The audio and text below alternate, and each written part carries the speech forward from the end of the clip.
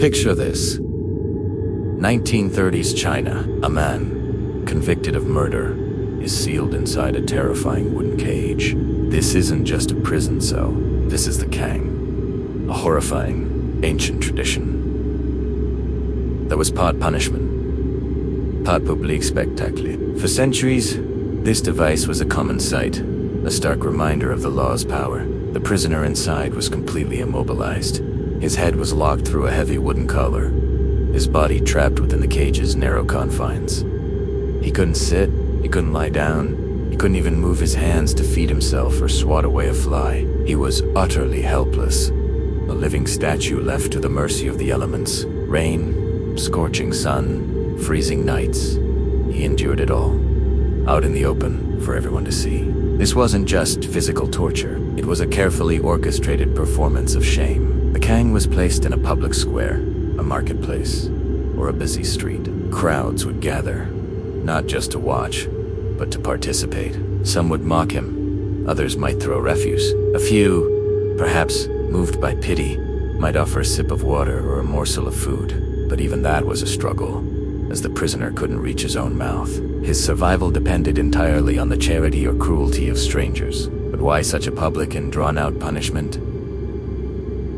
The Cang served a dual purpose. It was, of course, a slow and agonizing death sentence for the condemned. Starvation, thirst, and exhaustion would eventually claim his life. But more importantly, it was a powerful psychological weapon aimed at the public. It was a living, breathing lesson in obedience. Every person who walked past, every child who stared in wide-eyed fear, received the same chilling message.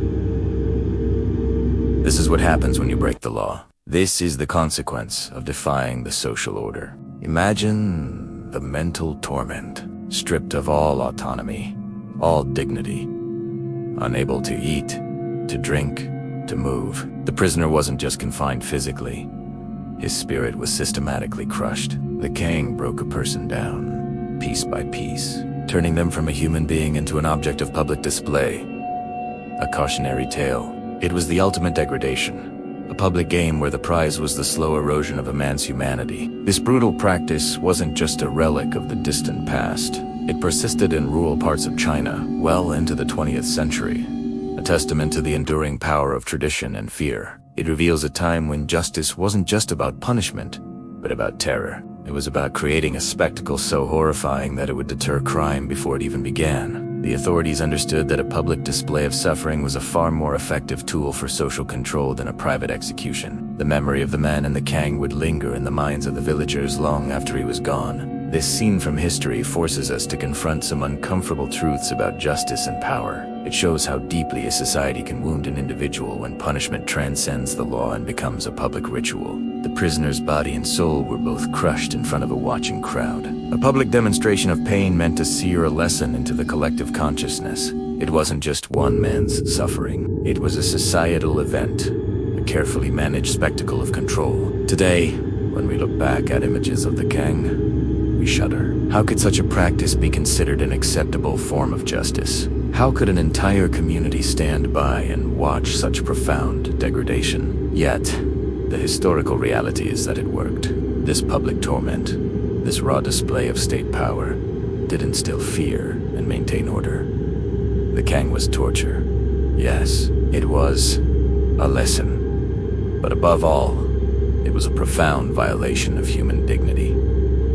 This history isn't just a grim curiosity. It's a mirror that reflects the terrifying potential of fear as a tool of social control. It forces us to ask critical questions about our own systems of justice. What is the true purpose of punishment? Is it retribution?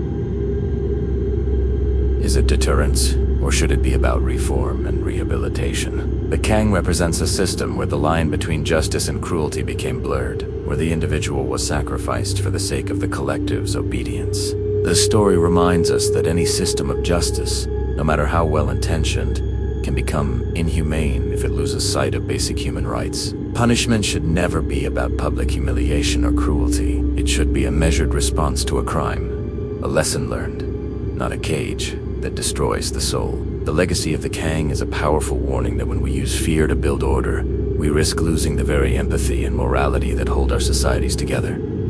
Thank you for watching. If you found this glimpse into history compelling, please like this video and subscribe for more stories that challenge our understanding of the past. Let me know your thoughts in the comments below.